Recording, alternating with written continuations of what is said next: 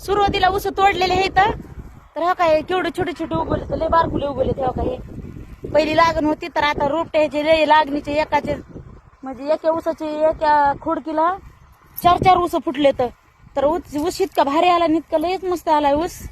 तर आमचे मालक आले तिथं ऊस फोडायला आणि मालकाच्या माग लेकरं बी आलेत खत टाकायला चला तर तुम्हाला जावते लेकरं बी आणि मालक बी कसा ऊस फोडायलेत तर बघा म्हणजे आता ऊस फोडा नाही बरं का आला पण ऊसामध्ये तसलं काय म्हणते बळीराम चालायला लागलाय तर बळीरामाने जारवा तोडून घ्यायला लागले तर ते जारवा बी कशाला म्हणतात ते बी तुम्हाला दाखवते चला हा काय माझे वासर कसे काम करायलेत बघा खत टाकायले ते 2 जण भाऊ झालं का रे संपलं किती पोते टाकले रे 6 पोते टाकले आता किती राहिले तर 12 राहिले तर मग उद्या चला इकडं खालून काय तेव्हा का ते मालक तिकडं चला आता जाते मालकाकडं बघा आता मालक असे खनखन चालत येतात मला बी त्यांच्या मागं चालावं लागतं या मालक हे बळीराम आहे ना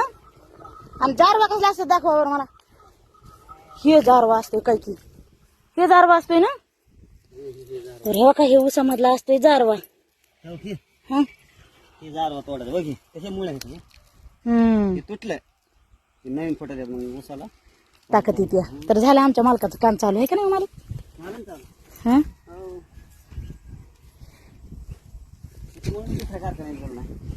नाही दुसऱ्याच्या कारखान्याला जायचं काय नव्हतं अरे माहित ना काय कुठं हो ना तर गावाकडे आलं की आपलं काम चालू तेवढंच बाजार हाटापुरते